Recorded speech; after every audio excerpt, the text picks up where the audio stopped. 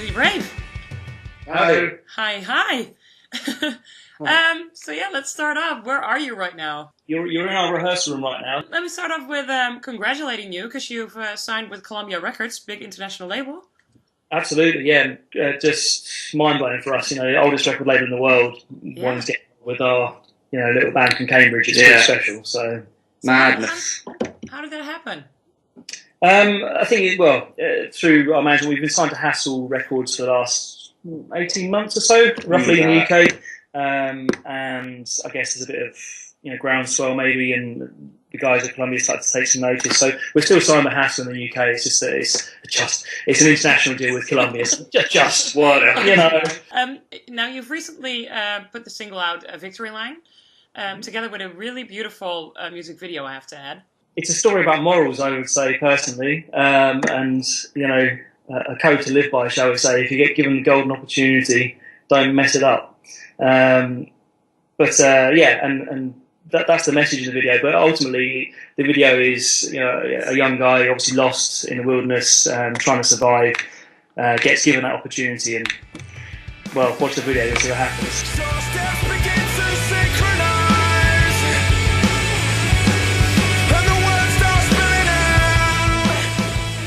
About your band, I know you all have really personal contact with your fans, which is really good. So I was just wondering, because there's a little bit of a contradiction there, because David, your lead singer, is always in the background when you're performing live. Is that a decision that you've made to divide it with your fans on stage and live?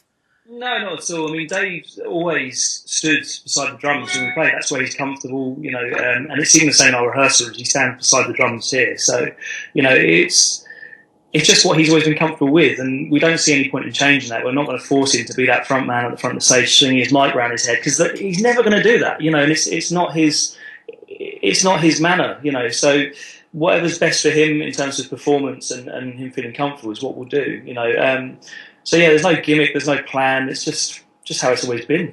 What we were doing from the start, and when we signed to Hassel as well, it was like they never changed what you're doing. Yeah. So it's just a continuation of how we started and how we progressed, I guess.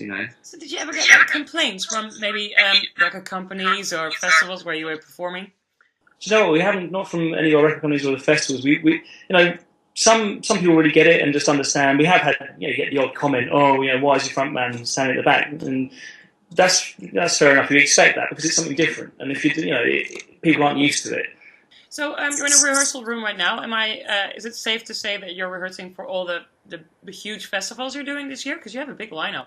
No, we're actually writing at the moment. So we're playing so many shows at the moment. We do rehearse as well, but we're out nearly every week, all week. So in terms of getting our set kind of prepared and things like that, we go over it every so often. But at the moment, we're just trying to get as much new material down hopefully for our second record as possible. So the second record thing is always a big thing, right? Because it's the follow-up and everything.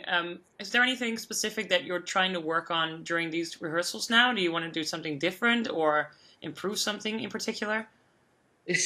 No, I wouldn't say so. It's just never been that premeditated with us. It's like, we never went for a specific sort of sound or anything like that. It was just, with the first album, we just went in the rehearsal room and said, let's see what happens. All our influences are really diverse and stuff, and that was just how the record came out. And just the same with this one, really. It's just a matter of just sort of smashing things out and see how they're sounding, really. And if we're happy with them, we'll keep them. If we're not, we'll just chuck them away. So that's what we tend to do. My head is ringing like it's never gone before, and I don't think I've been sleeping anymore. I don't know if you're familiar with the website that I'm interviewing you for, Cortonville. We basically have a few things that we're focusing on. Main thing is music. The other two things would be old American cars and tattoos. Yeah. Now, I've noticed that some of you have tattoos. Both of you do. Well, you're not seeing mine because mine are terrible. And if there's any great tattoo artists out there who want to help me out, please, because I've got tattoos I'm so embarrassed of that I need help. The old American cars, I'm there. That's me, all over. Really? So tell me something about your favourites then. How long you got? About 3 minutes?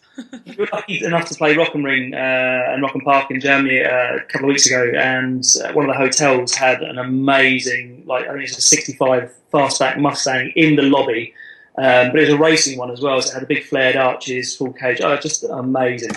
Absolutely amazing. So yeah, I'm a big petrol head. Back to the tattoo stories then, because I was just wondering, I mean, I won't touch yours then, that's fine. What about yours? Do you have a favorite or one with a good story attached to it? That one, come on.